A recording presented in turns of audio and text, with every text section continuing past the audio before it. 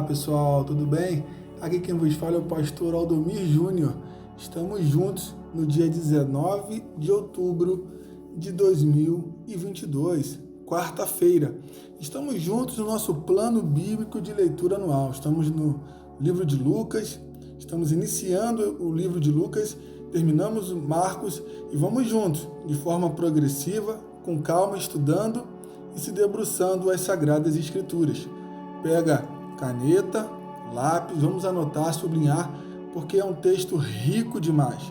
O Evangelho de São Lucas foi escrito para os gregos. Os gregos gostam de muitos detalhes. Você vai ver que o Evangelho de Lucas tem detalhes extraordinários. Eu citei um no meu último devocional, se eu não estiver enganado, foi no dia 11, que vai falar sobre o homem da mão mirrada, que você vai ver um pouquinho mais à frente, se eu também não estiver enganado, em Lucas 6. E você vai ver que só no Evangelho de Lucas, Lucas vai externar que a mão que estava com problema deste homem era a mão direita. E aí tem toda uma particularidade sobre isso. Por que que Lucas vai externar a mão direita? Porque os gregos gostavam dessas singularidades. É singular, é particular, é especial, traz um sentido diferente ao texto. E não é uma alegoria, é uma verdade. Era a mão literal direita do homem da mão mirrada. Então, o Evangelho de Lucas foi escrito por Lucas, discípulo de Paulo, aos gregos. E então tem uma linguagem diferenciada. Amém? Se nós começarmos agora o nosso devocional e vamos olhar para o capítulo 2, que será um capítulo 2 e o capítulo 3, tem coisas maravilhosas aqui. No capítulo 2, se você olhar o versículo 11, versículo 10 e no finalzinho o versículo 11. Olha que coisa linda. É o anjo anunciando aos pastores o nascimento de Jesus. Ele fala assim, ó, o anjo, porém, lhes disse, não temais, eis que aqui vos trago boa nova de grande alegria, que será para todo o povo. Não é para alguns, são para todos. Então já sublinha aí, ó, para todo o povo. A mensagem do Evangelho, Jesus é para todos os povos. E ele diz assim, e que hoje vos nasceu na cidade de Davi o Salvador. Não é um dos salvadores, é o Salvador com letra maiúscula, é o único, que é Cristo o Senhor. Então Deus já estava anunciando naquele tempo que Cristo é para todos e Ele é o Salvador. Anuncie isso para quantas pessoas você puder. Continuando no capítulo 2, e aí é bom para a gente adquirir um pouco do conhecimento bíblico da nossa igreja, você vai ver sobre a circuncisão de Jesus e a apresentação de Jesus no templo.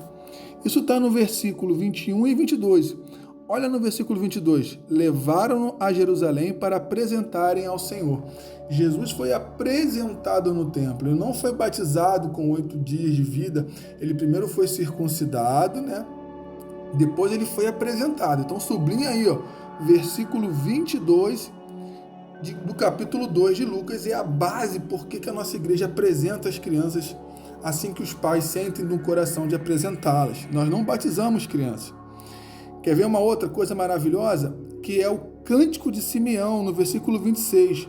Olha como o Espírito Santo revela as suas verdades. Simeão tinha uma promessa de ver a restauração de Israel, por aquele que viria a restauração de Israel. No versículo 26 vai dizer assim, ó, revelaram-lhe o Espírito Santo, que não passaria pela morte antes de ver o Cristo do Senhor. Então Deus ainda faz as suas promessas, Deus tem as suas promessas sobre a tua vida e se Ele prometeu, Ele vai cumprir. Assim como aconteceu com Simeão, vai acontecer na minha e na sua vida as promessas do Senhor.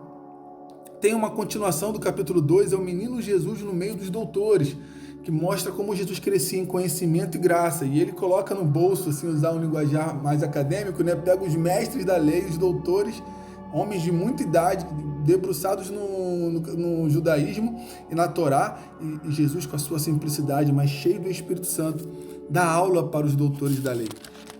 Para a gente encerrar, eu quero marcar 2 pontos aqui.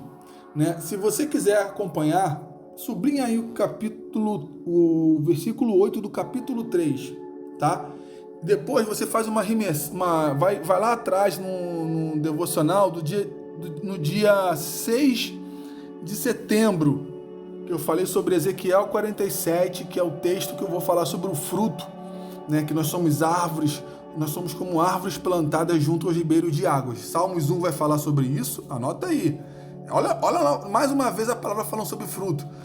Anota aí, Salmos capítulo 1, versículo 2, 3 e 4, Jeremias 17, versículo 8, 9 e 10, Ezequiel 47, versículo 12, João, Evangelho de João, capítulo 15, nós vamos ainda chegar lá, que ele vai falar que ele é a videira e nós somos os ramos e precisamos produzir fruto. João Batista, no capítulo 3 do Evangelho de Lucas, olha o que ele fala aqui, esse aqui é o nosso primeiro fruto, e nós damos esse fruto todo o tempo. Precisaríamos dar, né?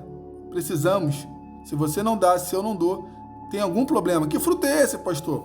Olha o que João Batista, é um texto pesado, porque João era um profeta voz que clamava no deserto. Ele estava batendo de frente mesmo com um governador adúltero. Ele vai falar assim, ó, produzi, pois, frutos dignos de arrependimento. É uma analogia, ele está fazendo uma linguagem figurativa, mas dizendo que nós precisamos produzir fruto de arrependimento. Esse é o primeiro fruto da árvore. Se você está em Cristo, se você é uma árvore que as suas raízes estão em Cristo, que atraem a água que é Jesus, como diz lá em Ezequiel 47, o seu primeiro fruto é fruto de arrependimento. Você precisa se arrepender, nós precisamos nos arrepender. Esse é o primeiro fruto de uma árvore saudável. E para terminar, eu quero terminar diferente, trazer uma coisa extraordinária, para mostrar para vocês a riqueza que é a palavra. Se você olhar o texto de Lucas 3, lá no versículo 22, é o batismo de Jesus. E aí vai falar assim, o Espírito Santo desceu sobre ele em forma de uma corpórea como pomba.